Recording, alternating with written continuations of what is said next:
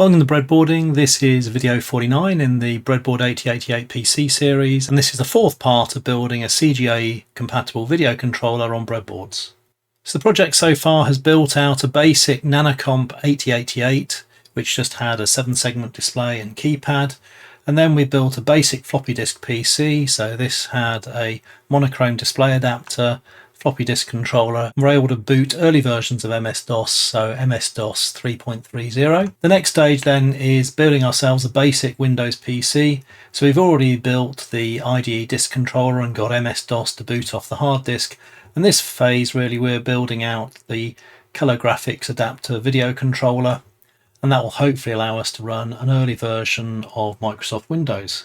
In the previous video we went through schematic diagrams and we went into the schematic for the Breadboard PC CGA card. So this is where we left it. Now, what I find in doing breadboard projects, it's useful to have a printout of the schematic. I take a screen capture of a high resolution image of the section I want to print out. I then just paste it into Word. Then I save it as a PDF. So what I've done is I've printed that out and I've glued it together. And what I've now done is actually laid out all the components that I'm going to be using. So you can see here we've got our diagram, we've got the 5 breadboard lanes across here, and there's potentially another one down the bottom here, so that's the 6 breadboards. You can see here we've got our sub-miniature 15-pin D connector. I do also have another one that Peter has made for me, so I may very well use that, so thanks for that, Peter. So we've got the voltage regulator here, it's a little 3-pin thing. The 25.175 megahertz crystal oscillator. So this is an oscillator that doesn't require any inverter or anything like that. It's much easier to get these oscillating. And then I've laid out all the main chips. I won't go through the smaller ones, but we've got our 32K fast static RAM here. This is the cathode ray tube controller chip.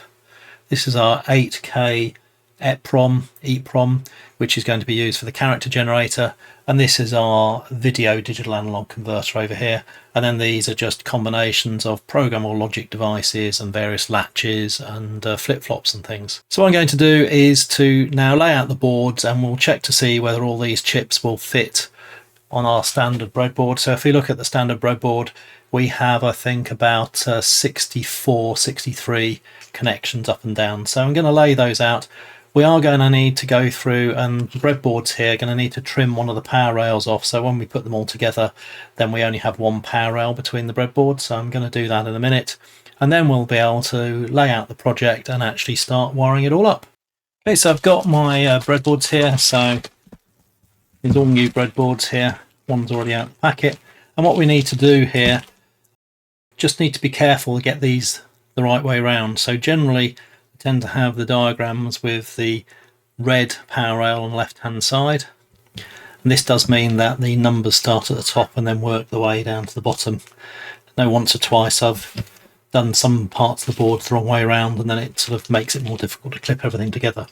So what we're going to do first of all is we're going to leave the connector on the left hand side, and you can see on the bottom here that it's all continuous here. So what I'm just going to do is to cut these down so we can actually separate out these power rails, and then we're going to clip them together so that we can actually get 5 going across here, and then we'll just have another one down the bottom there. Okay, so I've finished cutting those out. So now we have about 4 power strips there, so you can make an 8-bit data bus with that if you want to.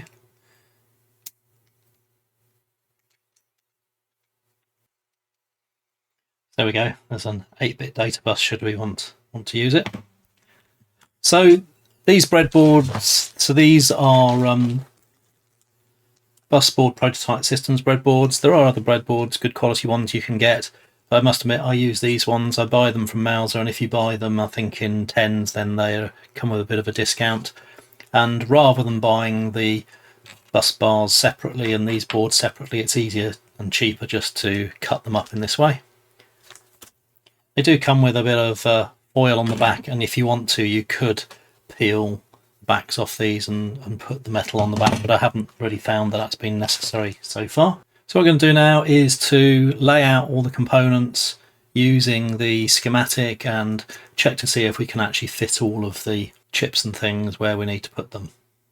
So we'll come back once I've laid that out. Okay, so I've had a first shot at laying everything out, and what I should first of all show you is these are Breadboard Buddies, which come from Hack Modular, which you can find on Tindy, and all they are little PCBs which are designed to actually go on the end of the breadboards like this for tying the power rails together. Now they do up to sort of four and I think 2s, and all I've done here is you take some 0.1 inch pins from this type of thing and I just soldered them into here. So we're just going to put those in first. And this 4-way one, what I've also done is wired in a power connector as well. So I'll solder in some connectors in here to go into the bench power supply, but I'll wait until I'm closer to installing this to actually work out how long the wires need to be. So if we just put those in there, so that just means that all the power rails are then tied together.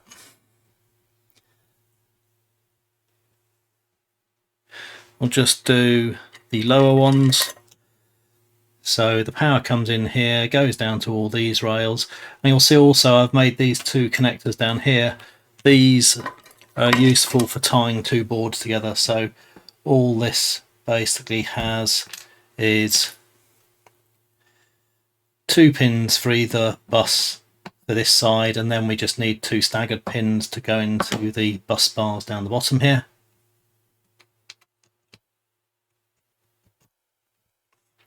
Let's put this chip.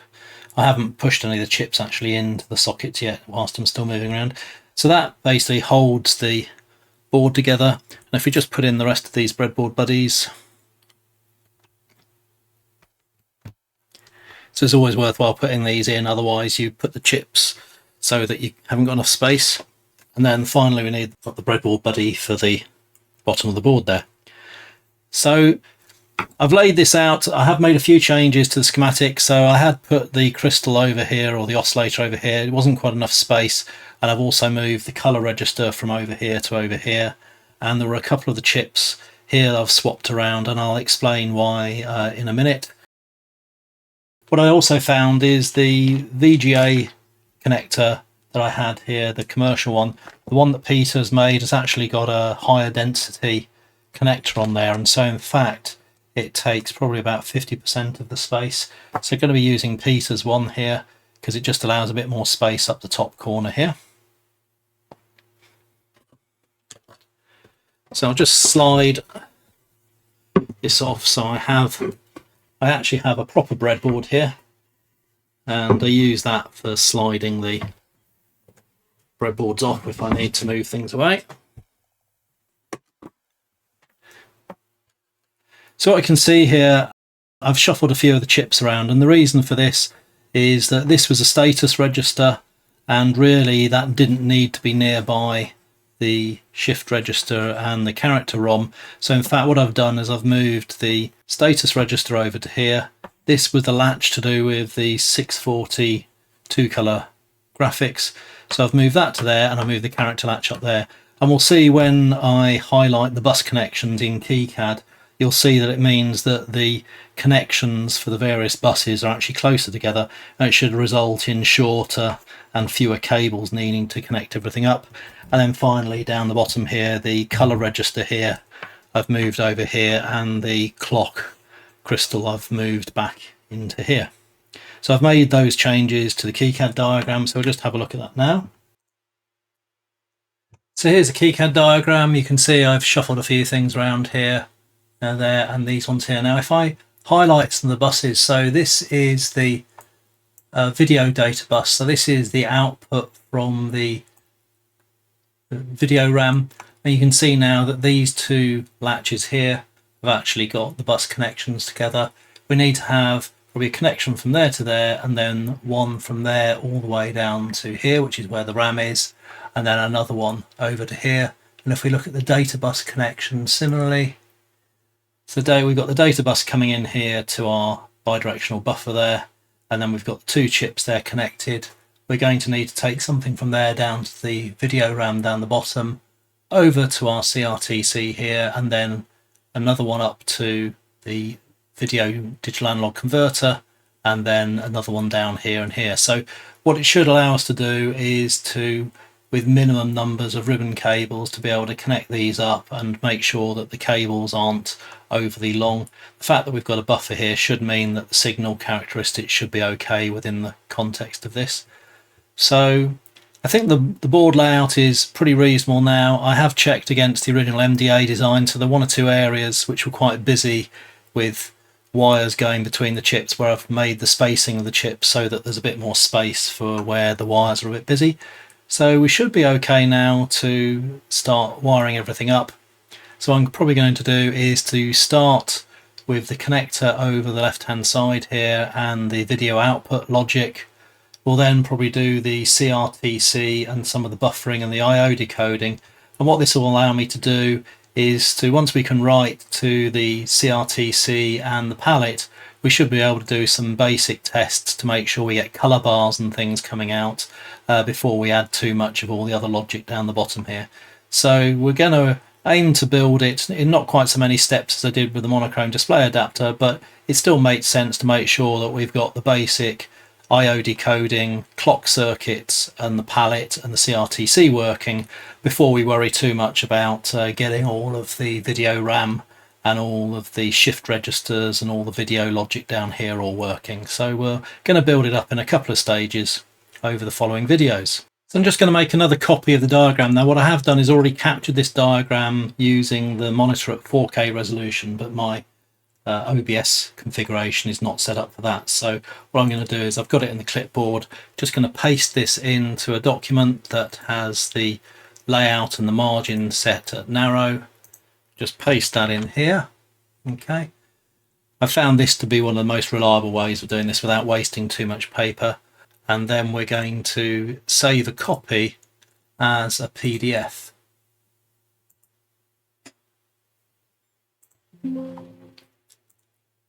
So just replace the existing one. So it's going to open this in the Acrobat viewer, and I think Acrobat would be the one I would use for this in that it has slightly more flexible printing options.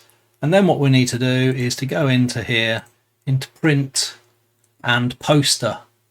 And what we can do here is if we make the overlap 1/2 inch, so that will mean that the two sides will actually overlap a bit, so we can trim one side so we can actually glue the two halves together, and we should be able to think at about 132%. Should still keep this on 2 bits of paper. If we put it to 133, yeah, it goes to 3 pieces of paper, which isn't very useful. So you need to play around with this a little and use the tab to go between the values. If you use enter, it will go off and print it. So we've got this now coming out as about as big as it will be. So this will effectively be 2 sheets of A4 paper, so A3 in size, which is about as big as the document camera is that I'm using. So I'm just going to do that, and then once it's printed out, I'm going to glue it together. Okay, so that's printed out, so let's take a look.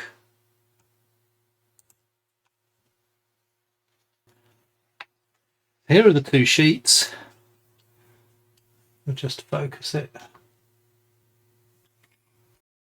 And you may just about be able to see that there's a bit of overlap. So there's 2 the same bits here. And what we can do is just chop this half by about 5mm or so. And then it'll allow us to overlap and glue the 2 together. And that'll give us something to go through and tick off as we go and build the project. So I'm just going to use this device to chop bit of this edge off. Okay, we just get our glue stick,